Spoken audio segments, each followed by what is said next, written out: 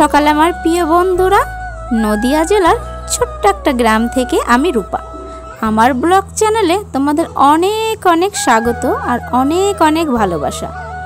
তোমরা যে যেখান থেকে আমার ব্লগটা দেখছো, আশা করি তোমরা প্রত্যেকেই ভালো আছো, সুস্থ আছো। আমরাও কিন্তু খুব ভালো আছি। তো সকালবেলা তো টুকিনাকি সমস্ত বাসি কাজই মোটামুটি হয়ে গেছে। তো যতটুকু পারলাম ততটুকু কিন্তু তোমাদের সঙ্গে শেয়ার করলাম। আর আমার দুষ্টু সোনা যেহেতু ঘুম থেকে উঠে পড়েছে, তো ওকে খাওয়ানোর জন্য জল গরম করে নিচ্ছি।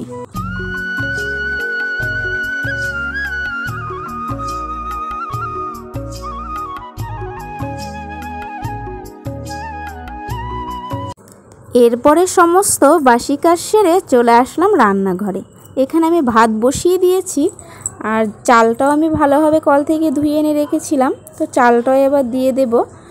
তো আগের কিছু শুকিয়ে গেছিলো ভেন্ডিগুলো, তো সেই ভেন্ডিগুলো দিয়েই আজকে রান্না হবে। আর এখানে দেখো লঙ্কাগুলো একটু শুকিয়ে গেছিলো, তো যেগুলো পচে গেছে সেগুলো বাদ দিয়ে যেগুলো ভালো আছে সেগুলো নিয়ে নেব।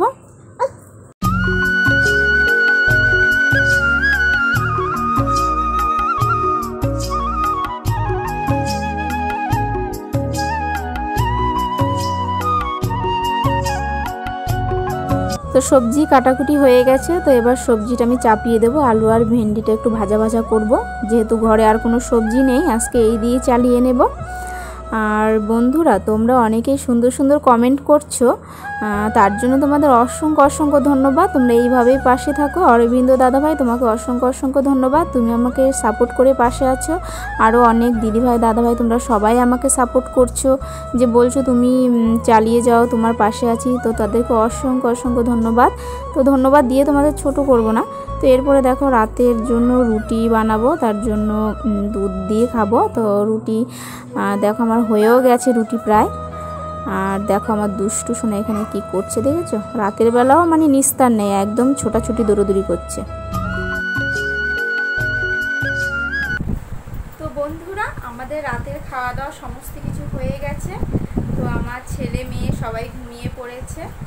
তো দেখলে তো বিকেলবেলা চুল বাঁধতে বসেছিলাম, তখন চুলটা বাঁধতে পারিনি। আমার দুষ্টু সোনাকে কিছুতেই চুল বাঁধতে দেয়নি। তো সেই চুল এখন বাঁধলাম, কেননা চুল না বেঁধে শুলে রাতে আমি ঘুমোতে পারি না। আর ভিডিওটা বেশি বড় করলাম না, আজকের মতো এখানেই শেষ করে দিলাম। আর কালকে আরেকটা নতুন ভিডিওর সাথে তোমাদের সঙ্গে দেখা হচ্ছে। ততক্ষণে তোমরা ভালো থেকো, সুস্থ থেকো। Tata, by.